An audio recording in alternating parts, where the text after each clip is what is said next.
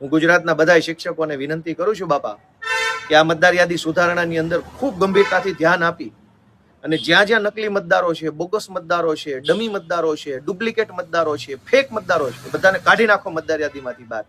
આવતી જ ચૂંટણીમાં જો ભાજપ હારી ન જાય તો કહેજો.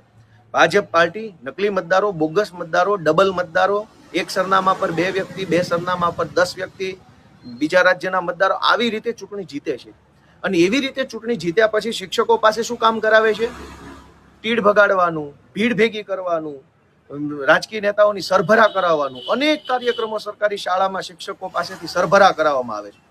હું ધારાસભ્ય બન્યો પછી અનેક શિક્ષકો, આચાર્યો મને આગ્રહ કર્યો, પણ મેં 2 હાથ જોડીને ના પાડી કે ભાઈ મારી સરભરા તમારે નથી કરવાની. તમે ગુરુજનો છો, તમે જ્ઞાન આપનારા વ્યક્તિ છો, તમે વિદ્યા પ્રદાન કરનારા વ્યક્તિ છો. તમારી પાસે સરભરા અમારે નથી કરાવવાની, તમારી પાસે સેવા લેવાની નથી, સેવા દેવાની છે. પણ ગુજરાતમાં ભાજપના મામૂલીમાં મામૂલી તાલુકા પ્રમુખ ટાઈપના જે પણ વ્યક્તિઓ છે, જેની રાજનીતિમાં કઈ એવડી મોટી ઉપલબ્ધિ ન ગણાય, એ લોકો શિક્ષકોને દબડાવે છે. એમાંય પંચાયત હસ્તકની શાળા હોય, મ્યુનિસિપલ સ્કૂલ બોર્ડની શાળામાં મ્યુનિસિપાલિટીના ભાજપના નેતાઓ ધાકધમકી કરે. પંચાયત હસ્તકની શાળામાં ભાજપના હાવ લલ્લુ પંજુ જેવા માણસો આવીને શાળાના પ્રિન્સિપાલો, મહિલા શિક્ષકો એને ધાકધમકી કરી જાય.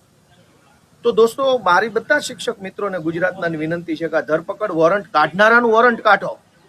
અને એ વોરંટ કાઢવું હોય તો તમે તમારી જે ફરજ છે BLO તરીકેની, એ ફરજ એવી નિષ્ઠાથી બજાવો, એવા દેશભાવનાથી બજાવો કે તમામ નકલી મતદારો, બોગસ મતદારો, ડમી મતદારો મતદાર યાદીમાંથી આઉટ થઈ જાય અને 2027ની ચૂંટણીમાં જ ભાજપનું બધો જ કડદો થઈ જવો જોઈએ.